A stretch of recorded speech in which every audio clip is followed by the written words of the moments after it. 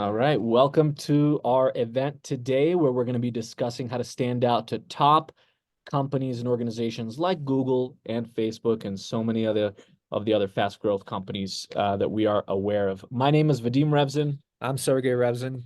And we are the founding directors of School 16, the organization that's putting on this event. We also happen to be twin brothers. So if you think you're seeing double, you're not. We're identical twins, although we do look pretty different for identical twins. We're going to start off by giving you a little bit of background about ourselves and why we are in a position to be able to provide some of this learnings and information for you all. So as you can see in the logos at the bottom here, we have a background in tech, but also in higher education.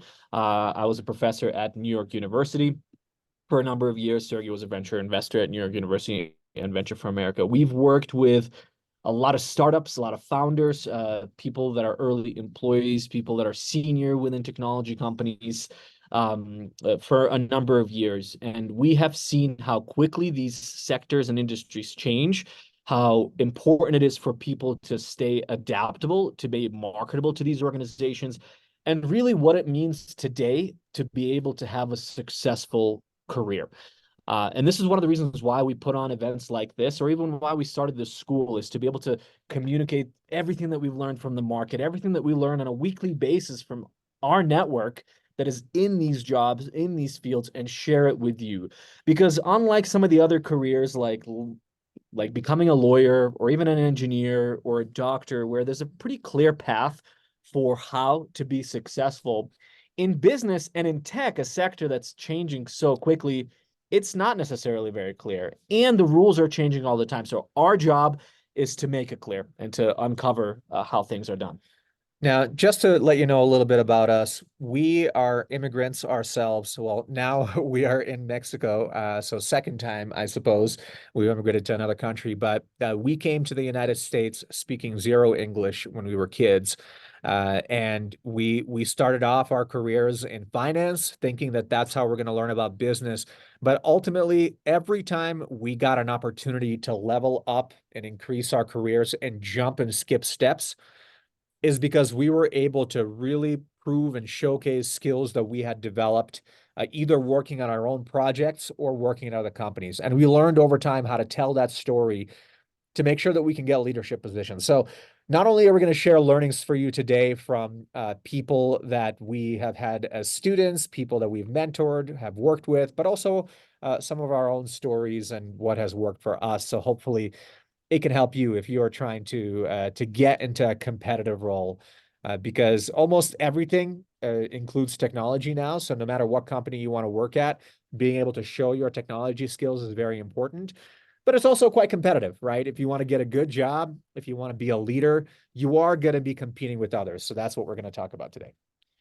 Okay, folks, there's a couple of other people that joined in the last few minutes while we were talking, so welcome to the event. We're just getting started. We were going to be with you for the entire hour today because we have a lot to cover. Again, we're recording this event, so we're going to be able to send this to you afterwards. But we encourage you to take notes, and more importantly, we encourage you to think about what's important for you. I'm going to be monitoring the chat, and so if you have a question, if something is not clear, you don't have to wait until the end of the event. You can type it into the chat and we'll either address it as we're talking or we'll address it in the chat. Okay. So make sure you use that effectively, but we will also open it up to questions towards the end of the event where you can unmute yourself and show us your face and we can talk about whatever question you might have. So here's a quick agenda for the event today. You just had our introduction. We want to start off by talking about some market shifts. I've told you how tech and business changes very, very frequently, especially as technology develops. And so we want to talk about some of those market shifts today and what that means for you if you're looking for opportunities. We're going to talk about how to leverage a network. That's going to be a big piece of the conversation.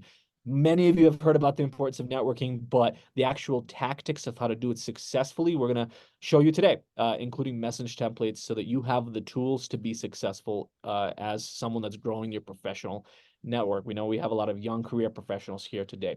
We're going to talk about how to show your credibility. So, okay, it's great to network, it's great to reach out to people, but when you're in a meeting with them like this, when you're meeting with somebody important, how do you actually convey to them, prove to them that you know what you're talking about? How do you show that credibility? We're going to talk about that today as well. And generally, how to make sure that if you are looking for opportunities at some of these big brands like Google, like Facebook, like Netflix, like Spotify, whatever the sector might be for you, how do you stand out? How do you move to the top of the list and compete with all the other people that are looking to get the same opportunities as you? We're going to talk a lot about networking today. And now that you guys have all made it a point to come to the event at School 16, there's 34 of you on the call here live today. There's going to be probably over 100 people that are going to be watching this recording. You are part of our community as well. And the fact that you made it a point to be here today is so critical, because this is how you learn. This is how you get the inside information. And this is how you find other people that will help you. You know, when we recruit instructors at School 16, when we recruit mentors at School 16, guest speakers, we specifically look for people that are givers, that want to help you out. And you're not alone in your journey. There are other people like us, like our instructors, like everybody else, that want to be helpful. And so remember, you're now part of our community as well. We also know many of you have heard about School 16 because you're connected to Nancy. I met Nancy a while ago through her content, because the information that she shares with her community is so aligned with what we talk about at School 16. And so this, you know, you're part of Nancy's community. You're now part of School 16's community. And both of our communities are here to help you, to introduce you to these opportunities, to people at these companies, you know, to us as well, right? We've been able to accomplish some interesting things in our careers as well, including having the opportunity to write for some big publications like Forbes and Harvard Business Review. And we show you the stories of how to actually accomplish this. So for those of you that heard about us through Nancy, we love her. She's awesome. She's actually here today too. Hey, Nancy. Good to see you. And we're really happy now that you're part of our community here at School 16 as well. Okay, folks, so let's get started with the actual content. And I promised you that we're going to start off by talking about some market shifts that we're seeing in 2024 and that we saw towards the end of 2023. The thing is that there's a lot of things that are happening in the news. I was actually even looking through some comments online recently where people are saying, but, you know, what about all these big tech companies that are hiring? That means that there's no opportunities in tech. And that just couldn't be further from the truth. It just means that the way that you approach these opportunities is a little bit different. The types of companies or the types of departments within these companies that you should be targeting are the ones that are growing, right? And so how are organizations thinking about it a little bit differently? Well, first of all, companies are moving to be more capital efficient. And what that means is, whereas before, sort of in the last, like especially during the pandemic, but in the last 10 years, where a lot of these companies raised a lot of money from investors and then just hired people indiscriminately, you know, and oftentimes had employees within the organizations that they didn't even know what these employees did, right? They didn't even know what the value they brought into the organization.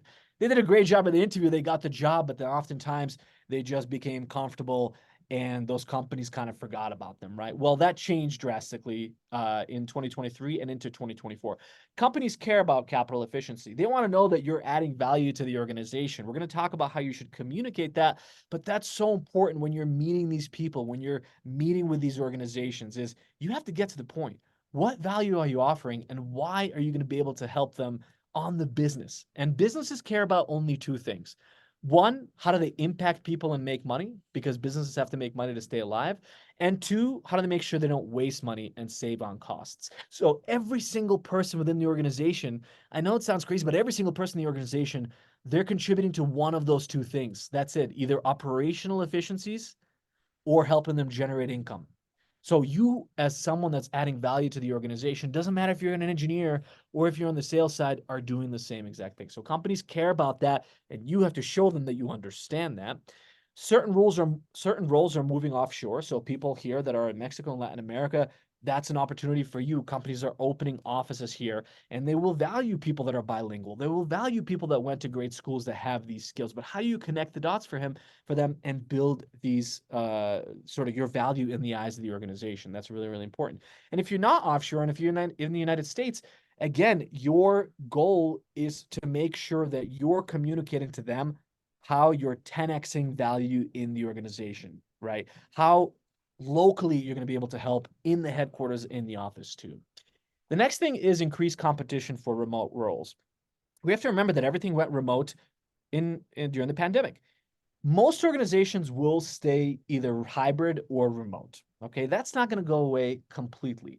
But what happened because of the pandemic is many people flocked to being interested in remote jobs, or even seeing that as an opportunity. People that didn't see that in the past, right? So that means that it became a lot more competitive.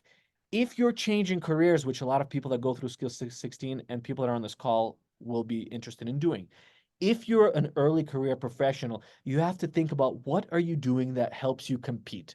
And one of the things that's going to help you be competitive is if you're willing to come into the office, or willing to come into the office part-time, right? It's very simple. How do you do things that are less competitive? It doesn't mean that there's no remote opportunities for you, that's for sure.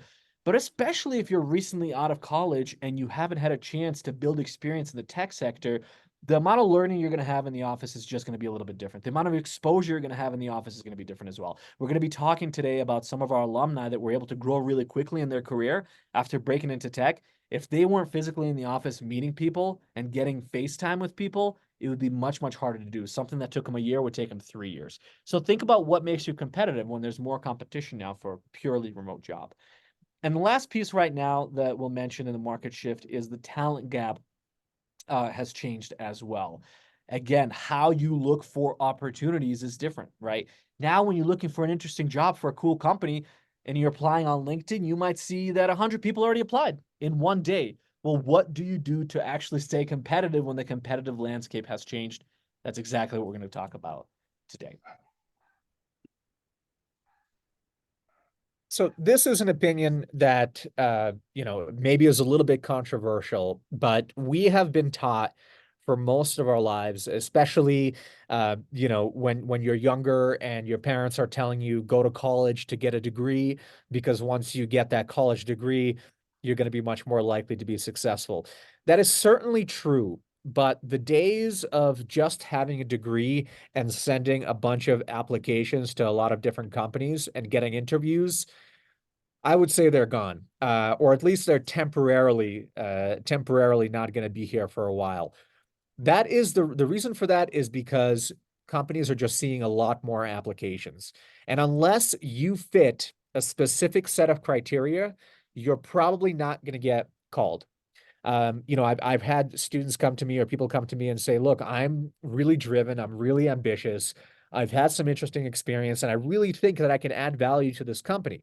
But unfortunately, the companies are not going to just come to those conclusions just based on your resume anymore. I was actually talking to one of our teachers who works at Microsoft, and she was telling me that for some roles, even more seemingly entry-level roles, companies will now look and they will only invite somebody from an application if they almost exactly match the criteria. Now, we tell our students all the time that you should apply to jobs even if you don't exactly match the criteria, but applying is not enough. You have to elevate yourself. You have to basically guarantee that you get in front of the people and they notice you. And that's just simply because applying is the easiest thing to do, pushing a button. Even submitting your resume is one of the easiest things you can do. So almost everybody's doing that. So how do you elevate yourself? We're going to talk about that today. And, when we say elevate yourself, that means that out of the 100 or 300 or however many people apply to a particular job, and some jobs are more competitive than others, how do you get to that 1%? How can you be the top few people that they want to look at in their when they're considering interviewing people? Because these people are also very busy, so they don't want to waste their time interviewing people that they don't think are going to be a fit for the organization. And the number one way that we have seen, our colleagues, our friends, and our students be successful in getting to that 1% is networking. And it's either leveraging an existing network or figuring out how to make somebody in an organization part of your network so that they're more likely to give you a chance than somebody random that's applied. So in the next probably 10, 15 minutes or so, we're going to talk about how top performers stand out. And that's going to be networking and building a strong business foundation so people take you seriously, which is one of the biggest things I think that's really important to take note of.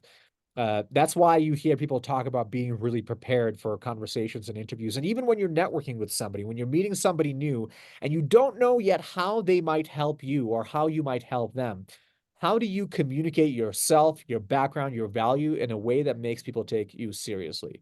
And that means if many of us maybe are students or recently graduated from college, that means that you have to get out of the student mind frame. You now have to get in the mindset of a professional and talking about yourself as a professional.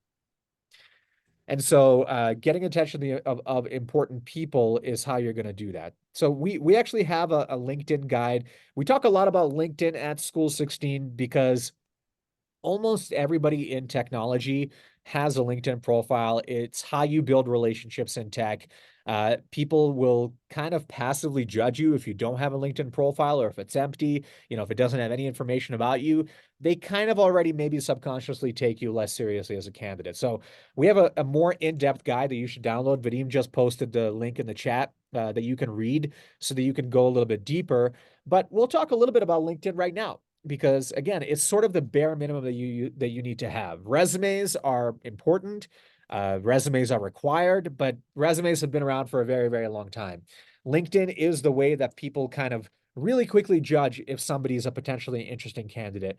And I can tell you, I still do this. When somebody applies to a job at School 16, I almost always quickly go look at their LinkedIn profile to see if they're a serious person. And that usually just requires information about them. What do they care about? How do they position themselves as a professional? Who are they, right? Are they a marketer? Are they really good at sales? How do they position themselves as a candidate? How do they talk about their background and the experience that they've had in their jobs? I can tell you that probably 75% or so of people that create a LinkedIn profile never really mention at all what they've done in their jobs. They just list the companies they work for. That's a huge missed opportunity, I think, for people. And so we want to talk about that today. So first of all, if you haven't really been using LinkedIn, I would just say spend this week just building out your profile and starting connecting with people. Don't worry too much if you have 3 connections or 100. The number in the beginning is not that important. What's important is that you try to connect with as many people as you possibly can. LinkedIn will actually suggest people that you can import from your email or from your phone so that they can see, okay, these are the people that you went to college with. These are the people that maybe you've worked with in other jobs. These are the people that maybe you've been part of in terms of clubs, even family members. You should add as many people as possible because the power of LinkedIn grows with more connections. For example, you want to meet with somebody at Google. Well, if you have 100 connections, eventually, even if it's your family members or people that you haven't talked to in 5 years, you're much more likely to have a connection in common. And it just increases the likelihood that somebody else is going to accept you in the future and you can grow your network from there. So again, just because in technology, this is how we get to know each other, I would say Twitter is probably the other kind of big place that people network when it comes to kind of meeting people in tech. But LinkedIn is sort of your digital professional social network. And I just encourage everybody here to create a profile and actually fill it out so that I can form an opinion about you when I go onto it. Especially, there's certain sectors that don't use LinkedIn as much. For example, in academia, you'll see in healthcare, there's a lot of people that don't have LinkedIn accounts. But in tech, especially for US-based companies, they use LinkedIn very, very heavily. And they will disqualify talent that applies that doesn't have any presence at all on LinkedIn or online. If they're looking at 2 candidates, 2 exactly the same resumes, and one of them has that profile and certain connections and the other one doesn't, that's actually a really big important decider for them as well. That's part of the reason why we're spending so much time in the beginning of the session talking about that today too. If you do nothing else, please download the LinkedIn guide and spend the weekend making sure that your profile is set up so that you can have a chance with some of the best companies. Startups, same thing. A lot of people start their career working for startup companies because they are willing to take a chance on people with less experience. The best way to find founders and hiring managers to reach out to at these startups is the same platform. So this is why we can't stress enough the importance of this for helping you compete, because a lot of other people won't be doing that. And if you already have a profile, go ahead and add Vadim and I, Sergey Revzin and Vadim Revzin. You can find us by searching our names or just searching School 16, and then you'll be part of our network. And, if you ever need an introduction to someone and we can see you have a serious profile and you're a serious person, we'll always try to make that introduction for you. because the whole point of creating that profile is not to just passively consume content, but to actually start building relationships with people. And so there are two main ways to think about networking as an activity. I know many people in this call, may feel different ways about networking. Some people feel like it's schmoozing. Some people feel like it's opportunistic. You're just trying to take advantage of people. But what we always teach our students at School 16 is you should treat networking and meeting other people professionally as essentially a way to build a relationship where you or that person can give each other value either now or sometime in the future, right? So you're not connecting with people thinking that person is going to be helpful to me right away, or I need to be helpful to that person right away. No, you're just connecting with somebody to build a relationship to be helpful now or in the future, whether it's in 3 months or 3 years. And I can tell you that that approach works, and it makes it a little bit less intimidating when you're trying to connect with people. And so when you're dividing your activities week over week, if you're starting from zero or from not a big network, and you want to grow your network to meet a lot of people from these amazing companies that we're talking about today, there's two main activities you can divide your week into. One is proactive network building, which is what you do in the beginning. If you have zero, if you don't know a lot of people, you have to be doing the proactive things. That means going on LinkedIn, creating a profile, connecting with people. That means going to events in your city or going to virtual events like this, but then actually connecting with us or with Nancy, let's say, on LinkedIn, so that we're now part of your network. So this proactive activity you need to do every day to make sure you're getting sort of the numbers. You're meeting enough people are now in your network. By the way, that could also be connecting with people in projects you've done in your university, or connecting with people that you worked with in an internship that maybe you haven't built a relationship with much.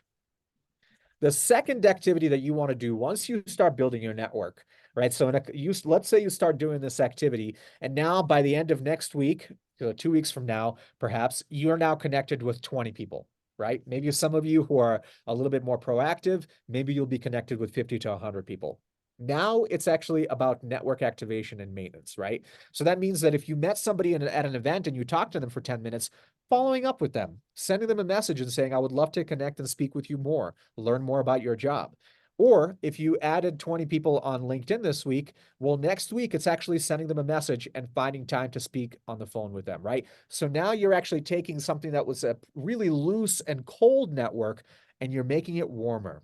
You're getting people into your circle. You're getting to know them one-on-one. You're talking to them so that they start to care about you and you start to care about them.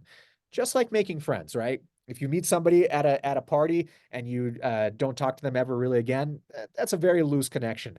But if you went to breakfast with them even one more time, that becomes a much warmer connection. So proactive network building, which is just getting the numbers, going to meet people, going to events, doing stuff on LinkedIn, and network activation and maintenance, which is actually staying in touch, even texting, liking their content, and then actually talking to them one-on-one where that real relationship can be built. So just to show this slide, just to show you and encourage you all to start building your profiles and actually connecting with people. And better yet, there's a feature on LinkedIn where once you click connect, you can add a message. And that's really important because it increases the chances that somebody will actually reply.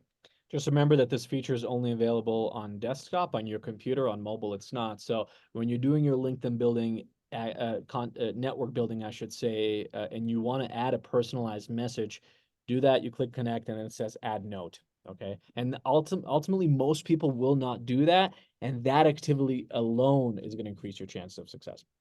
So let's talk about other things that most people won't do when they create a LinkedIn profile and when they're trying to, trying to actually meet people. And I will say the number one thing that people don't do is actually the outreach, which means sending messages, getting in touch, asking people to help you, asking people to talk to you. In fact, I've talked to friends of mine who are, telling me that they really want to start networking, and they're starting to do it now. And oftentimes when I'll ask them, okay, great, like how many messages did you send last week? And they proudly say, I actually sent 3 messages. And while that's a good start, 3 is better than 0. I can tell you that that's not going to give you the results that you want. If you are in the mode of proactive network building, you have to be connecting with people and sending at least 10 to 20 messages every week, asking people to meet with you, asking people to share their advice. And that's actually brings me to the next point we're going to talk about in a second, which is what you actually say in these messages. But whenever you're connecting with people and you're asking them to help you, first of all, don't do this mistake that everybody does, which is immediately asking somebody if they can help you get a job or introduce you to somebody to help you get a job. Probably the worst thing that, makes people feel kind of weird, honestly, if they don't know you, is if you're asking them to take a reputational risk on themselves. So if I don't know you right now and you add me on LinkedIn and you say, Sergey, can you introduce me to this person for this job at Google? I will probably ignore it, or I'll reply saying, well, why? Why should I do that? Right? Who are you? Tell me why that person should talk to you. Now, I do that because I'm doing it as a courtesy because I want to make you think. I want to make you do the job for me of helping me understand why I should connect you to that person. But one of the best ways to actually connect with someone and help you is to ask for advice. Ask for advice. And actually, even better, extra tip is if it's personalized to that person, right? So wanting to learn about their job, wanting to learn about how they got into their career, wanting to learn about how they got into a leadership position. People love talking about themselves and sharing advice. And if you can show in a message on LinkedIn that you actually went on their profile, you read that profile, and you want their specific expertise, they are much more likely to respond to you than if you say almost anything else. So that's why we have this list right here of things you can do to stand out. The thing that was in bold before we move on to the next slide is really, really critical. Make it as easy as possible for somebody else. Removing friction and, for example, even telling somebody, can you connect tomorrow between 5 and 6 p.m.? That sounds very simple, but you're helping them decide, okay, am I free at 5 o'clock tomorrow or not, right? And so that's taking away decision, that's removing friction, that's making it much easier for somebody to say yes. So when you're looking to get these results, when you're looking to network and actually get feedback from somebody else, removing friction is also pretty critical.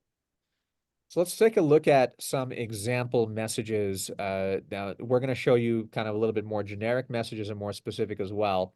But simple messages that you can send on LinkedIn, even when you're just clicking that connect button.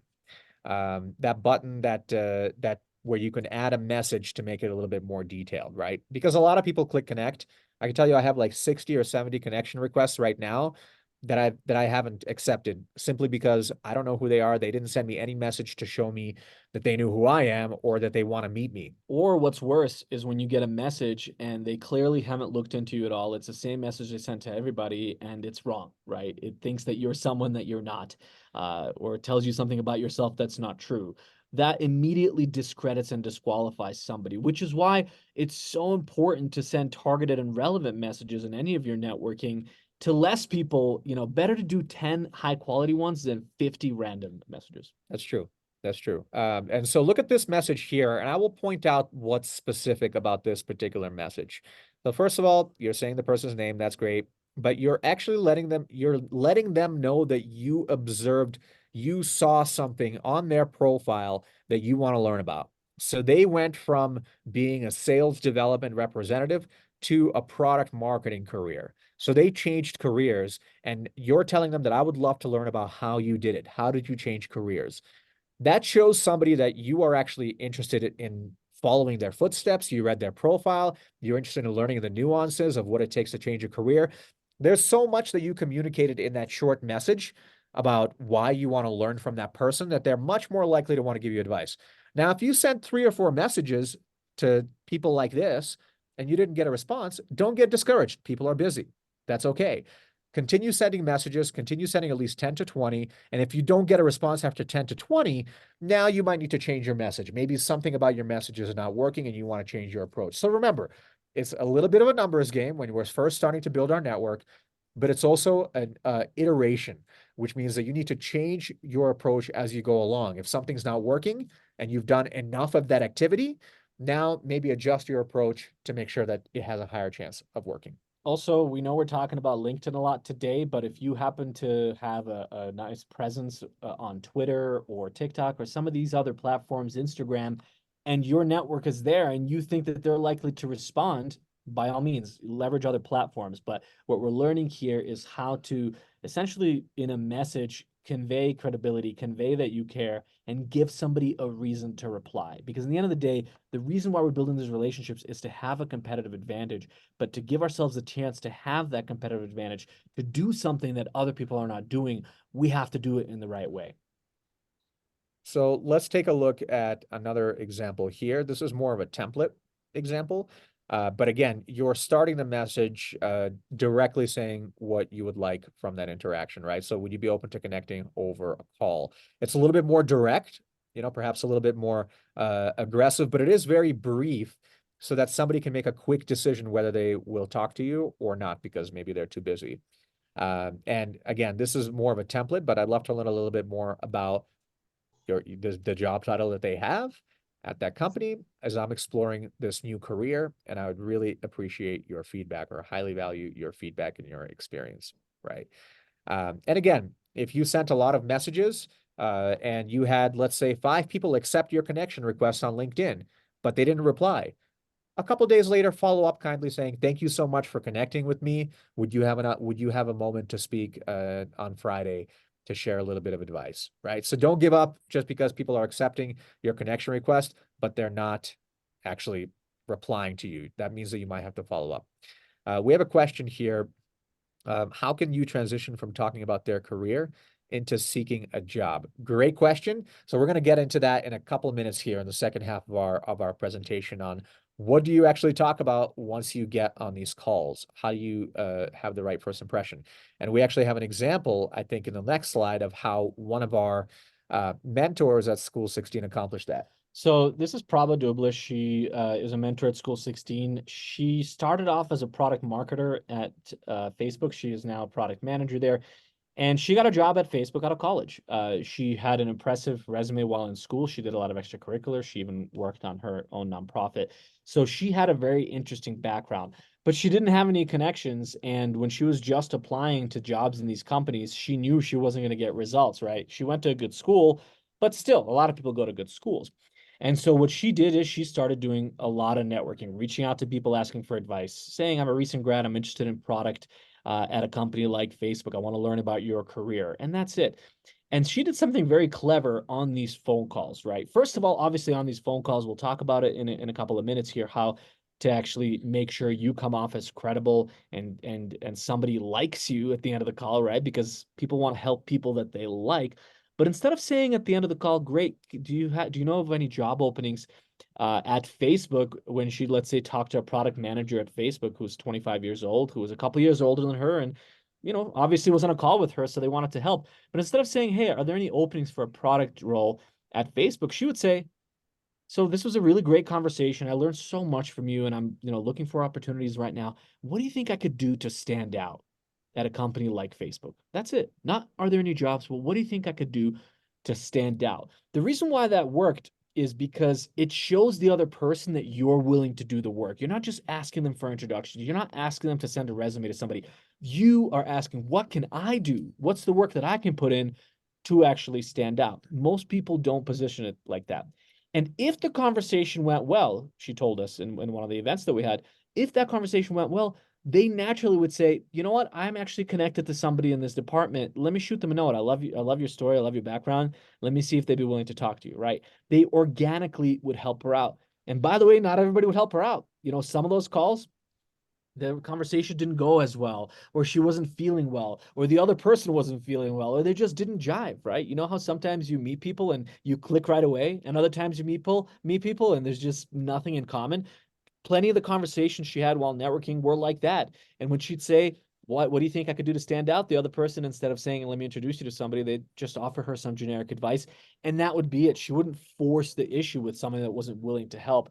And you can see now how much more natural and organic it comes out when you come at it from the perspective of curiosity. And I'll give you another piece of advice really quickly to answer that question, which is, in those situations where people told her some advice, instead of saying, "Well, the best way to get in is a referral, I'm happy to refer you," Sometimes people told her, well, you should work a little bit more on developing your resume in terms of marketing, or hey, you probably need to build your network a little bit more on Facebook to before you actually get introduced to somebody.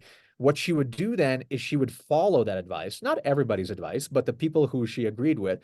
She would follow that advice, and then 2 weeks later or a month later, she would email them saying, hey, I followed your advice. Thank you so much, and I really appreciate it. And if you hear of any opportunities, please let me know. And often people were so impressed, because most people, when you talk to them and you ask for their advice, most people, you will never hear from them again. Right? As a person giving advice, as a mentor, as an advisor, most people ask for it, and then you never hear from them again unless they need something. But in this situation, she actually followed their advice, and they get really impressed that you do that, and they're much more likely to help you. So sometimes it's a multi-step process, right?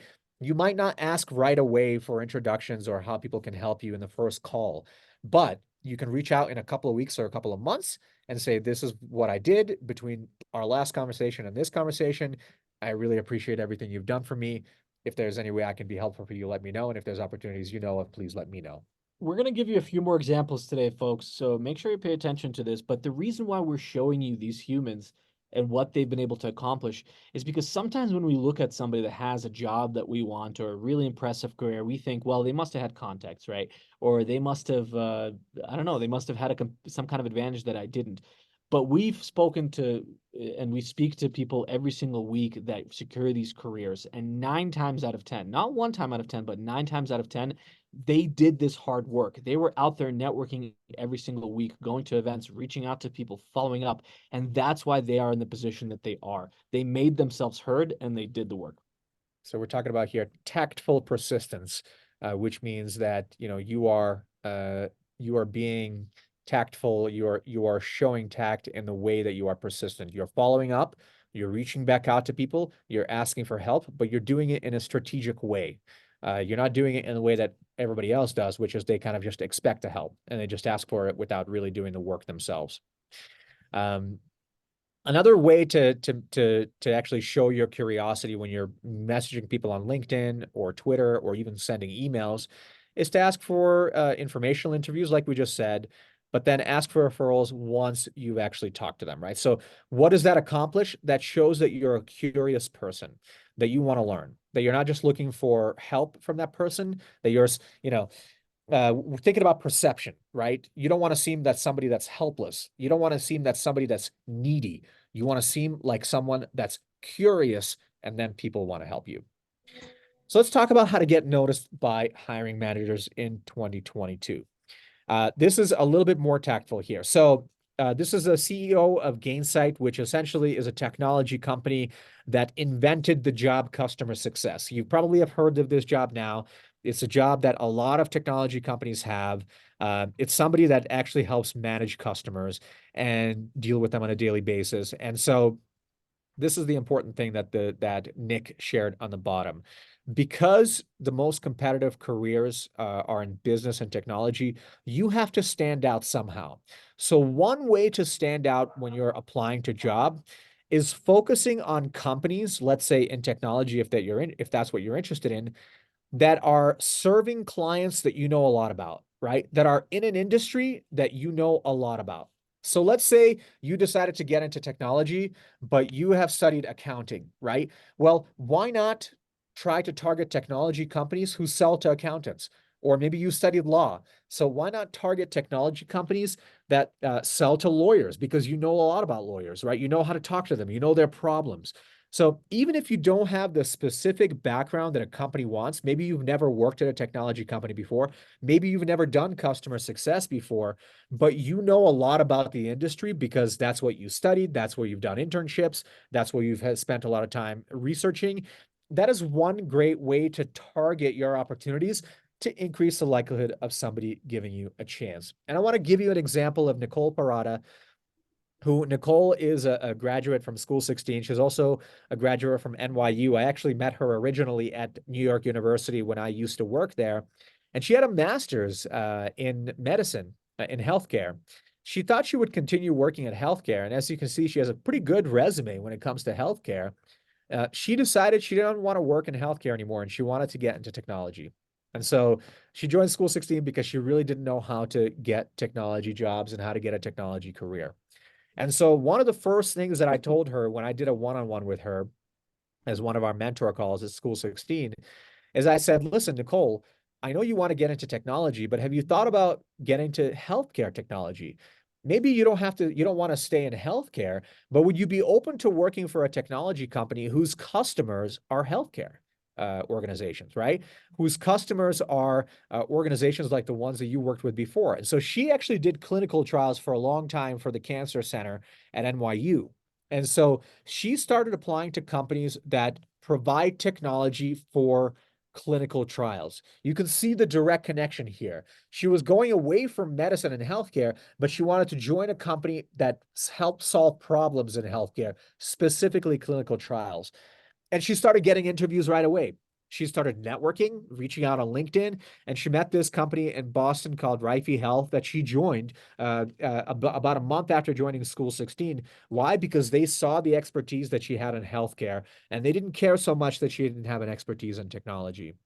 And she also followed a piece of advice. And when she joined that company, she started networking with people inside the company. So asking to meet for coffee or for lunch because it was about a 300-person company, and every single meeting, every single week meeting with somebody new. Because her first job was a client services job, but she wanted to get into product management, and she knew it was really competitive. Well, sure enough, 1 year later, just a quick year, when there was a product management job, they call it adoption manager.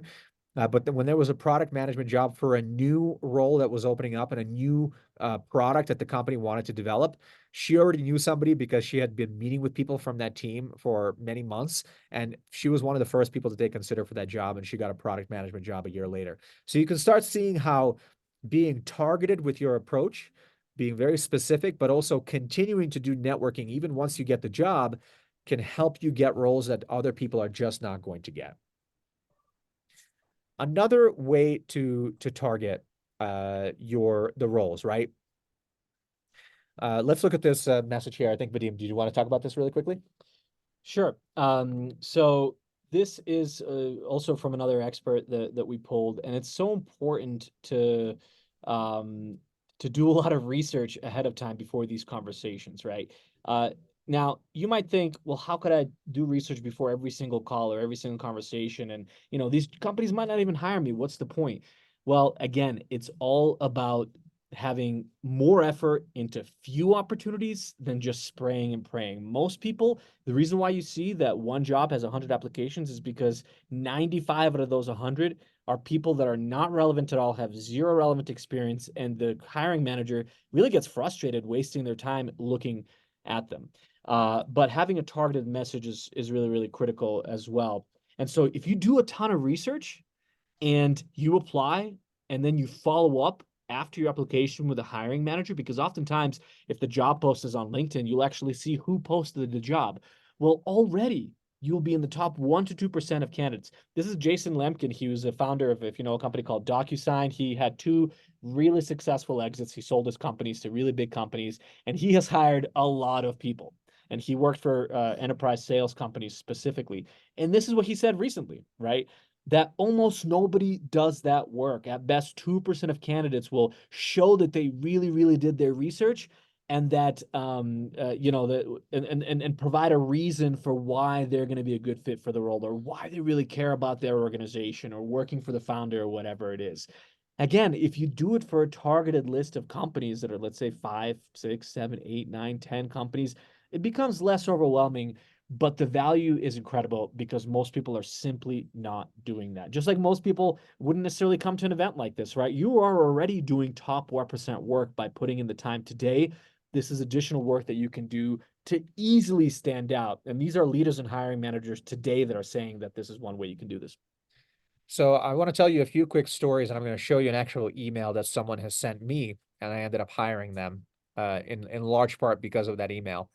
But this is a woman named Myra Enriquez. She was also a graduate of School 16. And she started her career completely outside of technology. And within a couple of years, she was able to get a great job at Microsoft as a program manager. And the way she did that is she took her experience in education And she convinced a small startup, Trek 10, probably never heard of it, to give her a chance in a customer success role. The way she did that is she actually reached out to that startup, not only applied to the job, but reached out to the founders of that company, talked about her specific experience as a project and program manager, and why she understood this company's customers and why she was going to able to help them in this customer success role. And after she got that job at this startup, you can see she was only there for 7 months. She did the same approach applying for a program manager at Microsoft. She first applied for the job, but before that, she actually spent a couple of months trying to build her network at Microsoft. So talking to people there. She actually went to School 16, and we had one of our teachers at Microsoft. And so she already was building a relationship with Adria, who's our teacher at Microsoft. And then she applied to a job. And after applying to a job, she connected with a hiring manager, I think actually 2 or 3 hiring managers, and she connected with other people who also had program manager titles at Microsoft, right? So now she not only applied, but she was building a network inside of the company of people who were hopefully going to take a chance on her. And that increased the likelihood of her getting an interview at least 10 times. Because I can tell you that, especially at Microsoft, people are getting so many applications, they're not going to see them, and they're never going to get a chance to actually set themselves apart. Right. So as you start to think about what jobs you should apply to, think about what industries or sectors do you know a lot about, right? I know we have a lot of folks here, maybe a few people here that went to Tec de Monterrey. Maybe you studied finance. Maybe you've done so much research on blockchain that you know a lot about, right? So industries that you're curious about, that counts as industries that you know that you have an expertise. It doesn't have to be just a job, but internships that you've had, projects that you've done. Maybe you've hosted an event when you were in college, right? Where you know a lot about that particular topic. Anything that can show your passion and your interest in an industry is already much better than applying to random jobs just because the company sounds really cool. And we encourage you to think outside the box here. So if you're interested in fashion and you have a fashion blog, that's already an expertise that you developed, right? It does not have to be a job that you had. It does not have to be an internship even that you had. But if you spent time on it, if you've developed that expertise, it counts. And that can be one way, one hint for you for what you could target. So I promised you I was going to show you a real email from a real person sending an email to School 16. And by the way, we were hiring, but not super actively hiring. So I was getting a lot of applications. And we didn't see his application. I didn't even see this application. I was getting a lot of applications every day, and I didn't have time to look at all of them because we were really busy running our company. And so, but he sent me an email that was really compelling because of how targeted it was. Now, in the first half, I'm not going to read you the first half, but really here he's talking about what experience he has that's very relevant to us. So that already actually convinced me that he was interesting. But the second half is where he really sold me. He showed me that he knew and understood the value of what we were doing in our company. He wasn't just randomly applying, he understood our product. He talked about how there's a lot of jobs in tech that don't require coding, which is what School 16 is all about, right? We talk about how we help people get jobs in tech without learning how to code. So he took exactly what we talk about. He showed me he understands the value of our product. He specifically said, that's why I love the idea of your program and your product. And the job itself, you know, he's done similar roles, and he really thinks he could add value to the organization. So he didn't take a chance, and he didn't just say, I'm just going to give my resume and it's those guys' job to actually look at the resume and give me an opportunity. No, he connected the dots for us. He showed me why we should give him a chance. He showed me why he cares about our product. And of course, I gave him an interview. And about a couple of weeks later, we gave him a job, and he worked with us for a few years. He was one of our top performing admissions folks. So, in summary, you know, once you do all this work, you're building your network, and let's say you got on a Zoom call with a guy like Seku, a guy who has worked at Facebook, he's worked at Microsoft, he's been at IBM, he's now a vice president of global brand marketing. This person you know, they're pretty important, right? They're giving you their time. They could be doing a lot of things when they're giving you their time. So how can you stand out and make sure that that person is likely to refer you to opportunities in the future? The number one thing is coming prepared. So first of all, researching that person, understanding their career, understanding what questions that you're going to ask them, but also practicing how you're going to talk about yourself, right? Because at some point, Seku is going to ask you, So Sergey, tell me a little bit about yourself. I know you wanted to talk to me about marketing, but tell me about your experience, right? And if you came and you have nothing interesting to say about yourself, you just miss an opportunity to build credibility, right? So come to that conversation practicing how are you going to talk about your background and your skills. Even if your background and your skills are just classes that you've taken or projects that you've done or groups that you ran when you were in college, that still counts. But think about it from the marketing lens because you know that Seku is a marketing professional. So like I love marketing. I have my own social media channel that I grew to a couple thousand followers. I used to host events with people like yourself. I actually had an event last year that got 100 people to come to this marketing event. And now I'm really interested in figuring out my profession as a marketer. I'd love to hear your advice. What do you think are the companies that are going to grow in the next 10 years that I should work at? How can I use digital marketing and social media marketing to really elevate myself as a candidate? Notice, as I just talked, I showed my understanding of marketing. I used words that show this person that I'm not just somebody who's completely clueless, right? I started to build a skill. Maybe you took a marketing class in college that helped you learn, right? Maybe you took a class at School 16 that helped you learn, right? How to talk about yourself to show that credibility, to show your expertise, so that somebody like Seku is going to take you seriously and they don't think you're a complete beginner. Because guess what? If he's going to introduce you at somebody at Facebook, it is a reputational risk for him. He doesn't want you to be introduced to them and then you go on that call and you're unprepared and you don't know how to talk about marketing. So you have to show that to him.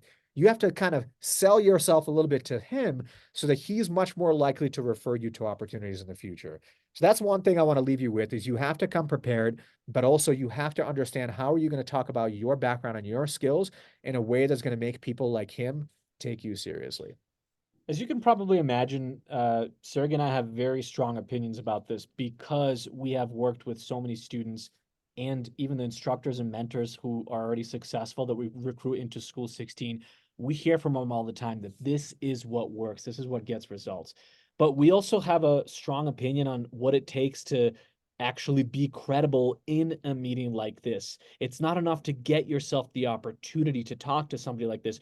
You again have to convey that credibility. And for us, since the very beginning, and one of the reasons why we decided to start School 16, it was because we believe that people need a stronger foundation. One of our alumni who recently got a job in tech and reached back out to us, she said that when they hired her, when this organization hired her, they specifically complimented her on her application process because she did the follow-up work. They even in the workplace, once she started working there, they even said that, she works with about 10 people on her team and she can feel that her knowledge and understanding of business is just at a different level than them. So the last piece of advice that we want to give you, and don't worry, folks, we're going to stay here late to answer any questions that people have. But the last piece of advice that we have to give you to show that credibility is that you really have to prioritize having that strong foundation, right? So you're going to have a lot of experience, which is why we're able to talk to you like this today.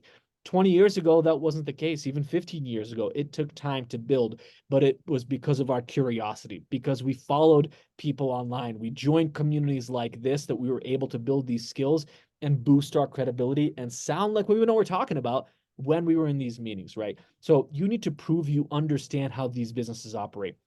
At the beginning of the session today, I told you that that one of the things that you need to do is really prove your understanding, right? You need to understand how business works end to end, and that businesses are very simple. It doesn't matter if it's Google, Facebook, Tesla, SpaceX. In the end of the day, they have a business goal. They need to make an impact, but they also have to be financially viable to stay alive. Otherwise, no organization would stay alive. And so that's why it's so important to understand the business side is it ultimately will help you communicate the value to the organization. So what does that mean, right? Business has a lot of different connotations, but for us, having a strong foundation has always meant understanding the basics, right? So when it comes to marketing, it's understanding how to grow awareness for a brand or for a particular new product that an organization like Google might be launching, right? Even though they're already a big brand, they launch new products all the time that nobody knows. How does a startup become successful? They know how to build their brand even though nobody knows who they are. understanding how to secure clients, business development, partnership development. What do these different things mean? How do you behave in a client meeting when you're trying to convince them to buy your product, when you're trying to negotiate rates, right? Understanding these different terminologies, or even what you need to do in the room when you're with these people, is really critical. Operations, understanding how systems and processes are built within the organization end to end. One of the most valuable things you could do if you're especially if you're early in your career, is communicate to people that you love, um, processes and systems. Not everybody in this room will be that person, right? Maybe you're more of a people person and you like to communicate, with marketers and sales professionals. But people that are uniquely systems oriented need to be able to show that to somebody else, because not a lot of people are.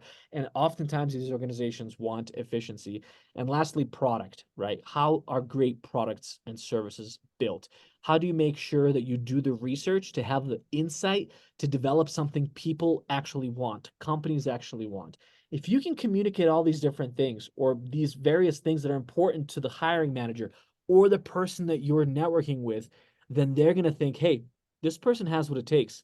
They're going to be able to learn the tech. They'll be able to learn the software. They'll be able to even learn the details of what it is to sell, but they have that foundation to learn very, very quickly. And so, first of all, decide for yourself which of these areas you want to position yourself as an expert in. So that if you're in one of these rooms with one of these types of people, we just wanted to show you who some of our teachers are at School 16, and show you what their job titles are. But if you're in a room with somebody, let's say like Adria at Microsoft, right? How do you talk about your expertise from the perspective of what she cares about, which is sales? And more importantly, the reason why we spend time on this at School 16, and even when I was a professor at NYU, I would bring in guest speakers like the people in this room, is because it's so important to get to see from them what they actually do as part of their day-to-day job. It's something that we do in our program, because that's how you can connect the dots, right? Okay, yes, you may learn the theory of marketing, but what does that actually mean when you're in the room solving a problem in a meeting, and you have a meeting coming up with a CEO and you have to present to them this marketing idea that you have? How does that actually happen in the workplace? We think it's really, really critical to provide that insight, which is why we spend so much time on that, whether that's in our classroom at School 16, or guest speakers that we invite to our community as well, which now you're all part of and you'll get notifications about it. Great. So to sum up, you want to make sure that you're learning how to tell your story in the context of what other people care about. And both of those parts are really important. And that's why we spend a lot of time talking about, how do you present yourself? How do you tell your story? How do you talk about your background in a way that people really care about? And so one of the things I want to say next, finally, is that here at School 16, we're always looking to work with more ambitious people. And because you joined this call today, because many of you know Nancy, we wanted to share a special opportunity for you, is that we're offering scholarships to School 16. If you feel like you need to develop your skill set, if you feel like you want to learn from some of the professionals we just talked about, learn how to talk about yourself and learn these business skills and technology, we're going to be giving away 3 70% scholarships to School 16 and 3 50% scholarships to School 16. And so if you'd like to be considered for a scholarship, we have a program that's starting in just a couple of weeks. Send us a WhatsApp saying, I'm interested, and we're going to send you some information so that you can talk to us about how to take advantage of one of those scholarships. Because it's so important to, first and foremost, develop that confidence in yourself. And I'm sure many of the people in the room have that confidence, but sometimes you just need a little bit of help and a little bit of context by opening your network. And that's why we want to open up our network to you. So if you're interested in applying to School 16, we'll be offering those scholarships to anybody that messages us on WhatsApp saying, I'm interested today. So we have a few more questions in the chat here. While you guys, whoever's interested is messaging us, I'm going to go through the questions. I see one from Jaime and Adrian. I'll just go in the order, folks, that I see them here with. Sorry, Jaime, we missed your question before, but Adrian, how well do you need to know about projects if you're doing business development? So maybe you can expand. Can you unmute yourself actually and expand on that a little bit? What do you mean by projects? What kind of projects? Right. So I'm working for like an engineering management firm. And then with the process of business development, you kind of have to partner with larger companies if you want to go after specific federal contracts. Mhm. But I don't know a lot about the projects that the company has to be able to communicate like the environmental, like that's not my expertise. I'll say that. like Mhm. the environmental projects they've done in different parts of the nation. So I'm wondering, like, do I need to spend a lot of time trying to understand those projects, or, is that important to spend a lot of time trying to understand those projects in order to be a successful business developer? Yeah, that's a great question, and the answer is sort of yes and no. Yes, you do have to spend time, but I don't think it has to be a ton of time or a lot of time. The best way that when I'm going to a new market, and I've worked for advertising technology companies, I've worked for video software companies, we've advised entrepreneurs that work on rockets, right? So we don't know much about that. But whenever we are exploring a new sector, there's two things that I like to do. First of all, with some of your initial conversations, business development conversations, you need to be asking a lot of questions, right? Because you can make some assumptions about what these people care about, but that's really the job of sales and BD, is learning what they really care about, right? And if they tell you about a particular project, then you have homework, right? Okay, I'm going to look into that project or read an article about it or white paper or whatever that's available online, just to be a little bit more well educated about it. So first of all, asking questions in some of those initial meetings to give you direction for what to learn.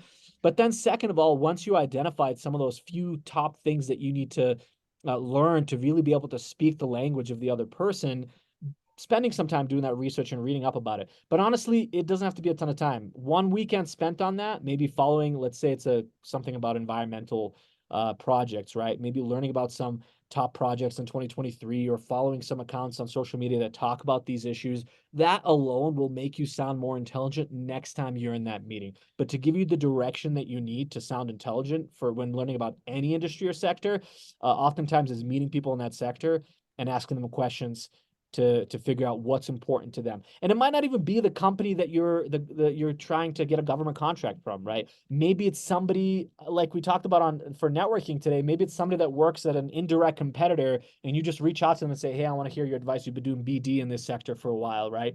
And just talking to them and getting that firsthand feedback. Does that help? Yeah, it does. Thank you. Thank Awesome. you, Adrian. All right, we have Jaime here with a question. Hello, I hope you're well. My question is how to connect with a top company as a student. So if we have students here in the room, which I'm assuming, Jaime, you are, I want to say that as a student or as a professional who's a recent graduate, you have probably more advantages than anybody else when reaching out to people completely cold. Because people naturally want to help students. They understand that you're learning, and if you're asking them for advice, they want to help you. So what I would do if I were you, Jaime, is you could reach out to people at the companies you're very interested in, but be specific about why you're interested in those companies. Is there a particular discipline or a job that person does that you've wanted?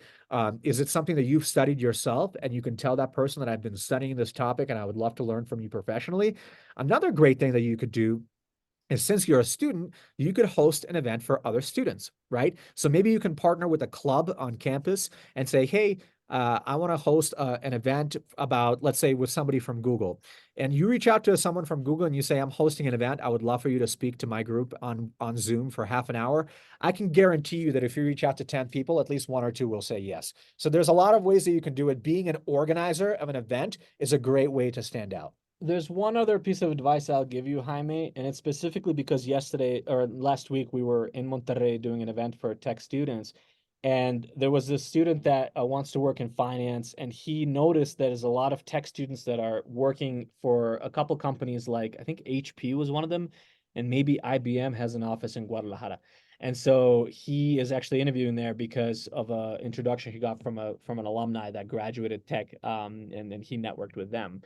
And so one of the things that you could do is figure out where are tech alumni or alumni from your universities working, right? And start networking with them. The reason why that works is because people tend to respond and want to help other people that they feel like they have something in common with. And so because you guys went to the same school, for example, you already have that common ground and you have much more likelihood that they'll respond to you. So that's another thing that you could do to get a competitive advantage when going to a big brand or a top company.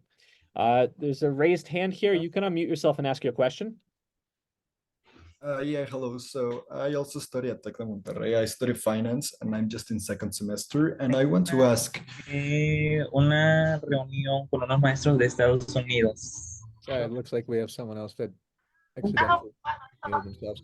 No, casi no. Ya está terminando. Yeah, 1 second. All Okay, right. so can you repeat that question again? Sorry.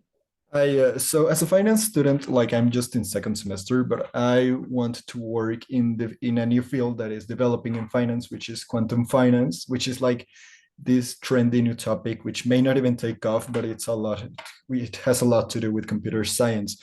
How could I improve my curriculum so that when I graduate, I kind of have like this knowledge that is like coming out every single day? Like, how could I keep myself updated to have like a resume that stands out? Mm. I'll tell you probably the best way you can stand out is not so much focus on improving your curriculum. I mean, certainly if there are classes that are relevant, take those classes. But if you're interested in something like quantum finance, which is a new field where you have to show some knowledge and expertise, working on your own projects and building things is how you're going to stand out from others, right? So building your own financial models, using artificial intelligence to build quantitative models, applying those models to some investment activity, even if it's with 1,000 pesos, right? But just applying it on a real project where you can then use that project and talk to other people about it and show what you've accomplished is probably one of the best ways that you can stand out. The other thing I'll say is a lot of students, this is especially more popular now in US based universities, but getting internships or even work experience for a startup that's in the space is going to be invaluable for you, right? Because you can find a young founder, that maybe even they went to tech, right? But although that's not really important, you might find a young founder who is building a startup in the space, and they might not have a lot of money, and maybe they can pay you just a little bit as an intern, but they're looking for hungry, smart people for help on anything. And that's an opportunity for you to join a startup, a younger company, not necessarily a big brand, but a younger company, because they're willing to take a chance. Younger companies usually only have a few employees, and they have way more work than they have time to be able to do. And so having someone smart and proactive reach out to them, your chances of getting that opportunity even before you graduate as an intern to help out in the summer, to help out during the semester, is huge. And then you're going to graduate with that direct experience on your resume, and you're going to learn so much more working for a startup company that's solving these problems today than you would at a big company anyways, because they're going to give you more responsibilities than most 19, 20-year-olds get. So I would say looking at startups, whether it's in Monterrey or in Ciudad de Mexico or US based companies as well, right? They, especially for interns, they might not care that it's remote. You're going to build that direct experience that's going to be more valuable than any class you'll take. But yeah, of course, taking great classes, maybe because you're a finance major, I think you mentioned taking a couple of classes that are more technical, maybe a few engineering classes, will show that you can do the math, right? And that'll help you stand out too. Alexia, what's your question? Yeah, hi. I'm actually also studying at Tecnológico de Monterrey. Oh, great. But my question is actually, you just said recently that you can also take these classes and you can look up for some startups. But my question is actually, how can you reach or how can you get to find these startups companies? Because I have also tried like reaching for companies to apply to, and I've like found out through these last couple of months that looking through LinkedIn is not an option, because I'm actually in my first semesters of university, but I don't know like how to get a job. So like what advice would you give me, because I want to like get a curriculum, because I think that right now the market is like really competitive on getting a job. So what advice would you give me, because I want to get a job so I can start with my curriculum. I'm only 18 years old right now, but I want to start already. For sure, Alexia. And Well, first of all, congrats for coming to this event and being more proactive than most 18-year-olds. That's great. But the advice we'll give you, Alexia, is the same advice I'll give to a 30-year-old based in the States right now as well. So there's a couple of different ways to find and identify these startups. There's a couple of resources like Crunchbase. I'll type it into the chat, where they talk about organizations that just got funded, that raised venture capital money, right? So if they just raise money, they're probably hiring. There's also another company called WellFound. It's where startups will post job opportunities. It used to be called AngelList, but these are startups also that just raise money. Sometimes they're just paying commission. Sometimes they can't even pay. but these are early stage startup companies. Those are a few websites where you can find them. But the best thing you can do is try to find the business owners. Try to find the founders. So if you don't think that they're, if you don't see the job opportunity on LinkedIn, you'll definitely find these founders on LinkedIn because they're looking for investors, they're looking for employees, they are there. And you could type in some keywords like CEO. There's depending on the market or type of tech company that you're interested in, you can change the location. You can play around with a couple of different search terms to find these founders. Twitter is another good example too. Some of these founders might be really active on TikTok, right? So following their accounts and then building those relationships with them directly can be helpful. So when it comes to earlier stage startups or small companies, you can basically assume the company will have 3 to 10 people. And if they just raise money, maybe they'll have 20, 30 people. But that means that these people are quite reachable. So if they feel like you're an ambitious person that's just willing to help out and you can do the hard work and you're not expecting to make a ton of money because you're still in school, you'll be able to do that. And I'll give you another quick piece of advice, Alexia, that most people are not going to do. Yeah, sure. We talked about a few minutes ago how you should target companies where you have some expertise. So if you like fashion, targeting e-commerce, technology companies that serve fashion brands or something similar to that, right? If you like cars, maybe automotive technology companies, right? Because that will allow you when you're emailing the founder, if you emailed me and let's say we're really interested in education, your parents are teachers, you want to understand how to innovate in education. Even if you're 18 years old and you said, Sergey, I love what you're doing at School 16. I want to become an education leader as well. My parents are both educators. You tell me specifically why you're interested in that topic. I'm going to be much more likely to take a chance on you. Even better if you told me that, and by the way, I know that you're let's say the fashion example, right? I know your customers are fashion bloggers or fashion influencers. And I actually talked to 5 fashion influencers and I want to share what I learned from them about you. I mean, I want to share what I learned from them to you because I would love to work at your company someday and maybe this information will be helpful. You can see here how many emails do you think they're getting like that from 18-year-olds? 0. So how can you make yourself sound way more proactive and ambitious than 90% of the people? It's not just asking for a job, it's showing why you care about their product and maybe showing what you've already done that shows that you actually care. Okay. And again, even if you're transitioning careers and you're later in your career or you're looking to get a promotion because you feel like you've been stuck in the same level for a while, the same exact advice goes. If you're building relationships with these decision makers, especially if you're experienced, that's your competitive advantage. If you know a certain industry, like Adrian knows the government sector, I can assume, right? Because you work in that type of organization, there's some domain expertise there. That's your opportunity to stand out and give somebody the reason why they should talk to you, why they should help you out. Luis, we have a question from Luis. Go ahead, Luis. Hey guys, first off, thank you very much for all the information. It's pretty useful. Second of all, just a little bit about myself. I'm from Guatemala. I believe I'm the only one from Guatemala here, but I'm currently on my senior year for journalism. That's my major. I'm studying journalism right now.